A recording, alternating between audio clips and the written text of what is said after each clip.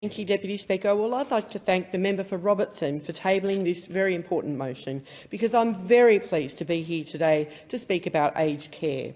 Improving aged care for residents and supporting our aged care workers is something I am passionate about, and I know it is so important for people on the New South Wales South Coast.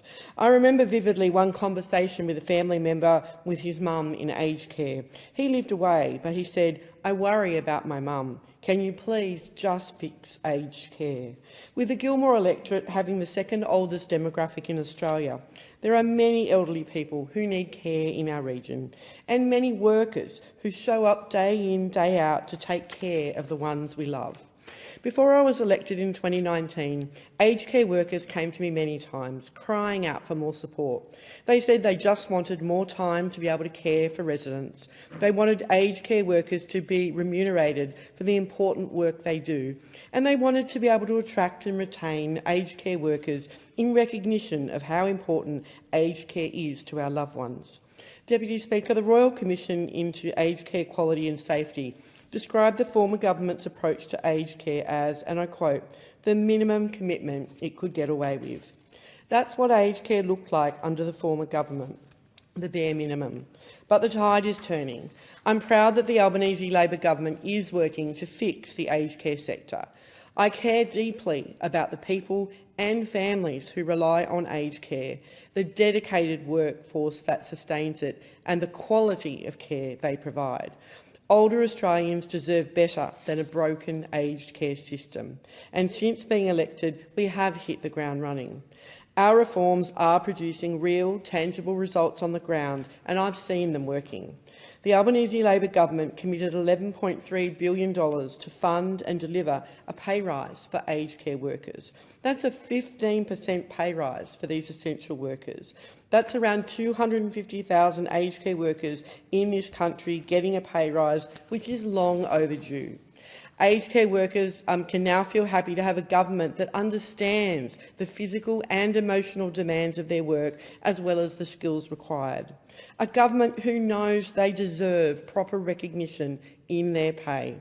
Also, on a recent visit to a local nursing home, I was told about the difference our fee-free TAFE is having on encouraging more people to study the Certificate 3 in Individual Support Ageing, which is great news.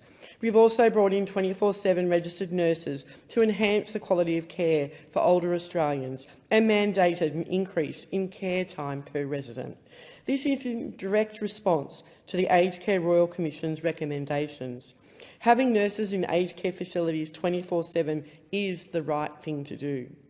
It leads to better treatment and safety in the case of emergencies, and also less strain on our hospital emergency departments.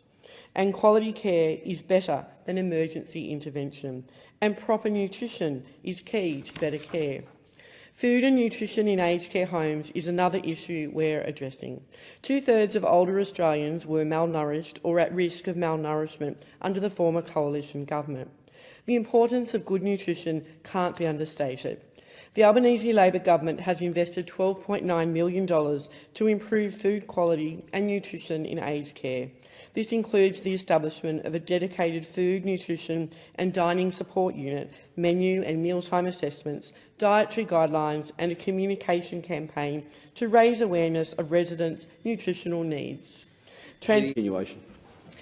Transparency and accountability are essential in aged care. The Albanese Labor government has made it clear we are committed to increasing transparency regarding public dollars spent in aged care. Next year, we will provide a comprehensive breakdown of how residential aged care providers allocate their funds.